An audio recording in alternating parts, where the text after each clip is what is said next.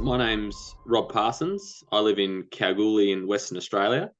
Kalgoorlie's a mining town that's about 600 kilometres inland from Perth, and we have no hills. Everything is flat, so it's very hard to find any hills to run on in Kalgoorlie. And my personal best in a backyard ultra is 73 yards.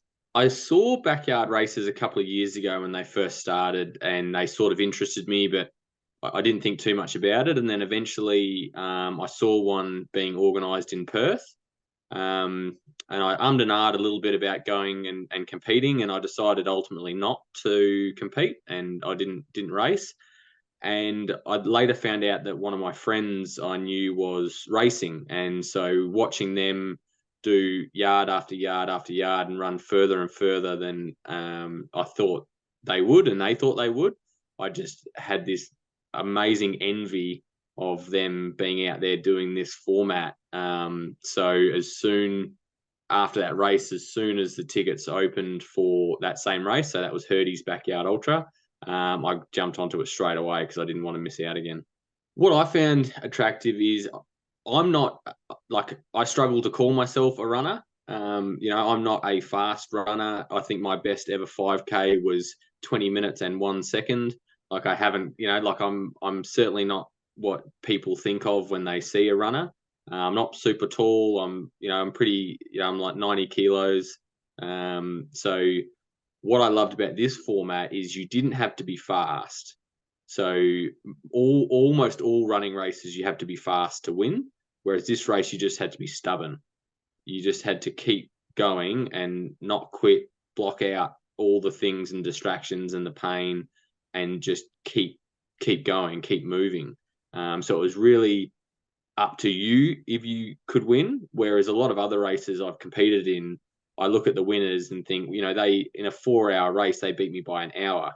That's to me that's almost insurmountable for me to get anywhere near that. The front of the pack in that sense. Whereas this was a race where you start with the front of the pack every hour. So I just really love that opportunity to be, good at a running event that didn't require, elite speed. I haven't had any full blown hallucinations. I get quite often by the second night, I start to see like shadows take shapes, and you're convinced there's something there until you get closer and you say, no, that's just a tree or that's a rock. Um, I had one at the Satellite Championships where in the road we were running up and down, there was sort of potholes or parts of the road were washed out, and there was what looked like a mesh lattice under the road, I guess, to prevent erosion. And at one point, I on the lap, I got down on my hands and knees, and I was like rubbing the potholes in the road just to convince myself that I wasn't seeing something. There was actually something there. But in that race, I think there was one time when a car was driving along the road that I thought in my head I saw one of the yellow traffic bollards in the middle of the road, and I thought this car was just going to plow straight through it, and then it just drove straight through, and the bollard evaporated. It wasn't there. So that's probably the most, I guess, hallucination aspect I've had in running one of those races. The most difficult part, it's I guess it for me it changes. I when I don't run quickly. I run laps relatively slowly, and so trying to get sleep can be hard because by the time I get in, I lie down, and then my crew gets me up 2 or 3 minutes before we've got to start. I'm lucky if I get 5 or 6 minutes of just lying down. So keeping that fatigue away can be difficult. And then I think the other thing is, without sounding cliche and saying it's all the mindset, but it really is. And for me, it's been in those first few races when I haven't had the right mindset in what I'm setting out to achieve. Your body you can convince yourself to quit. You can tell yourself all kinds of things, that you're going to do yourself a permanent injury, that you've done the best you can, that you've got to go to work in 2 days, or there's all kinds of excuses you can come up with as to why you're going to stop. So I guess it's getting yourself in a mindset where you don't even consider those things. You don't give yourself the opportunity to consider stopping, and it's just about getting up and starting, and that's it. I really just focus on what I want to do, which can be hard when you're in a backyard. There's heaps of people running, and you're constantly, it's a strange mindset to try and switch from a normal race where you see someone in front of you, you think I have to catch up to that person. I'm racing them, so I've got to catch them, and then I've got to catch the next person. Whereas a backyard ultra, I find I've always got to check myself and say, well, it doesn't matter what they're doing. They do whatever they want. I'm going to do what I want to do. And like I said, I run my laps quite slowly. So I generally do like a 3 minutes running, 2 minutes walking strategy, and generally finish in about 49 to 51 minutes a lap. And when I did the satellite champs, so 73 yards, I ran almost all of those 73 yards by myself, just because I couldn't find someone that was at the right pace. They were either too fast, or they were running just a consistent slow pace, not run walking.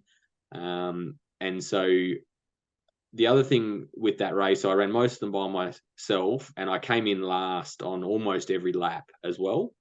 But it didn't really bother me, because I knew this is how fast I want to run. I want to run 50 minutes. That's it. And so that's sort of my strategy, is I go for the minimal possible effort to maintain that for as long as possible is my strategy. So even on trying to get, some people run fast laps to get more sleep. I just find that I don't go to sleep anyway, and then I'm more tired. So I just stick with consistent lap times, lap in, lap out. I wouldn't say it was a goal initially. It was something I thought wasn't achievable when I first, because I used to listen to some running podcasts, and they talked about some of the early days of bigs and the distances people were doing. And I just thought, that'd be an amazing place to be, but it's such a small race, and, it's a very select group. So you can't really, it's not something I can just roll up and get into. And then when I found out about the satellite world champs, I didn't realize there was a qualification process to get to bigs. And I guess from then, I started thinking it was actually possible to get there. And it was probably a month or so after the satellite champs when I realized that, when all the rankings came out, that I was on the at-large list, and I was, out of 70 odd runners, I was at sort of 20 or 15. So I was quite high up on the at-large list. And I thought, well, this is actually something that's possible here. So I guess that was probably the point after the satellite champs that I realized that I could actually qualify for this race, that I really started to hit home that I could actually get there and do it. I'm really excited. Like I played, like I said, I played sport most of my life. I played for some representative teams. And so the thought of being at a world championship event in the US is just, it's nothing I never thought I would be at an international event of this caliber. So I think it's, I just can't wait to toe the line with a lot of these runners that, you see, and they've got, some of them are just the most phenomenal runners. They're fast, they run all these amazing races, and you're standing next to them as an equal in that start line. There's 75 of us that are all the same when we're standing in that corral. So that's what I'm really looking forward to. I think a lot of things play into that around, how good the course is, how easy it is to run, what the weather's like, who you're running with. But I feel like there has to be a point that, getting 3 hours, even, some people can get, 2 hours sleep in a night running a backyard if they run fast enough.